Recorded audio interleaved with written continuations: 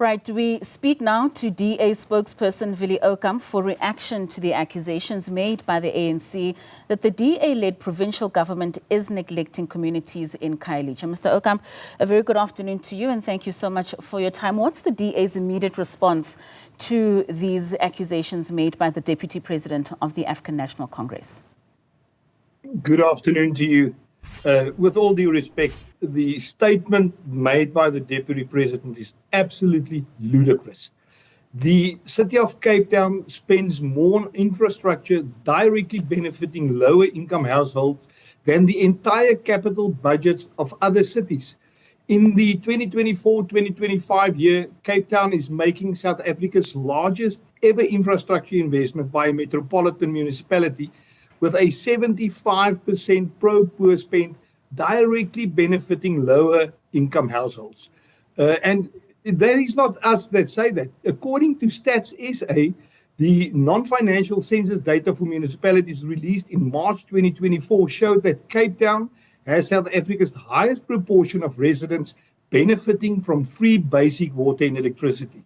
The city is 10 percentage points ahead of the next metro for free electricity, and it reached 25 percentage points ahead of free water and sanitation. So what the Deputy President of the ANC and the country, unfortunately, is saying there is absolutely not true. I think it is opportunistic politicking. They are having their 12th of January celebrations here, and yeah, it's unfortunate that he says that when actually he should be praising the province of the Western Cape as well as the City of Cape Town for the immense amount of work that they are doing in their communities, and especially in the poor communities where such a lot over South Africa, over the whole of South Africa, is lacking.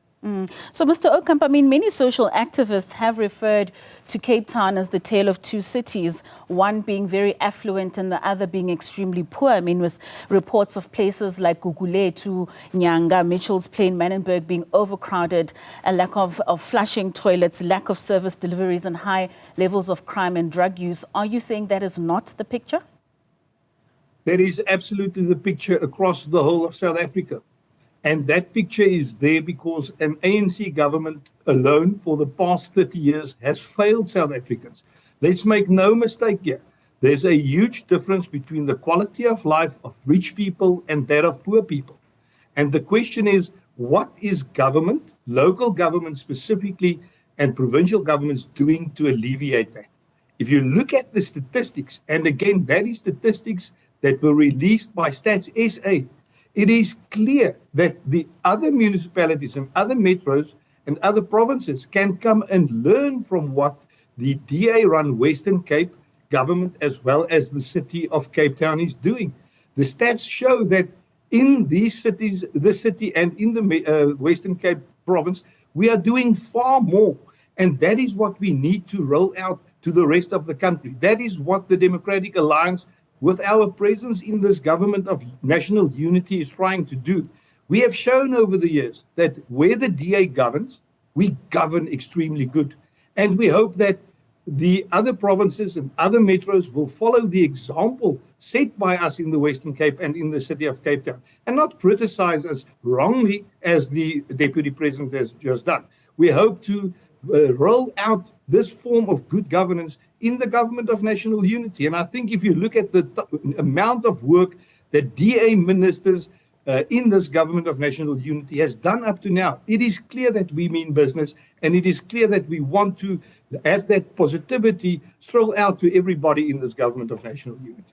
So you make mention of the 30 years that the ANC government has been in power, and the reason why we are in many of these situations. It's been 15 years of the DA at the helm within the province of the Western Cape. Is that not enough time to eradicate and sort of put to bed some of the issues that the very people who are speaking to the ANC currently are facing?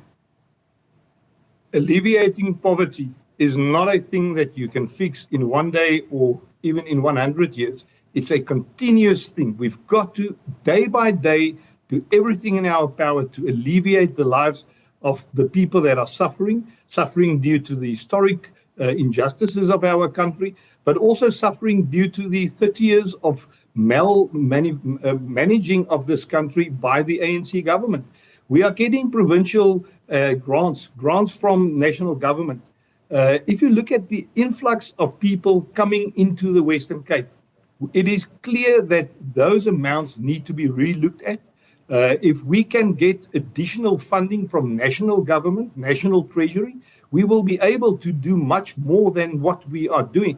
I just think that it is extremely disingenuous of the Deputy President to try and show fingers at the DA-run Western Cape and City of Cape Town. Whilst we are under these circumstances in South Africa, out managing all other provinces and all other metros, we are doing whatever we can with the amount of money available to us. Right. And we firmly believe that the amount of money that we get for the City of Cape Town as well as the Western Cape from national government must increase. We can do so much more if we can get our fair share of the money. Lastly, and very quickly, Mr. Aucamp, I mean, under the apartheid spatial planning was that of racial segregation. Of course, people of color were put on the peripheral in terms of where they were living. What are the gains that the DA has been able to make in eradicating that spatial planning so far? Well, if you look at the City of Cape Town and not only the amount of money that we are putting into pro-poor communities, but the amount of money that is spent on infrastructure development, on housing schemes. If you look at the amount of houses that's been built in the City of Cape Town over the last 5 years, it is more than has been built over the rest of the country. So, and that is in areas close to the city. It's in the the residential areas. It's all over the place. I stay in Somerset West, and when I drive from Somerset West to Parliament every day, I drive past some of these developments that the City of Cape Town is doing. It is brilliant developments. It is run properly. It is fixed, closed up in time, in budget, and the other provinces and other municipalities unfortunately can't say that. The City of Cape Town also on that point is doing far more than any other metro in this country.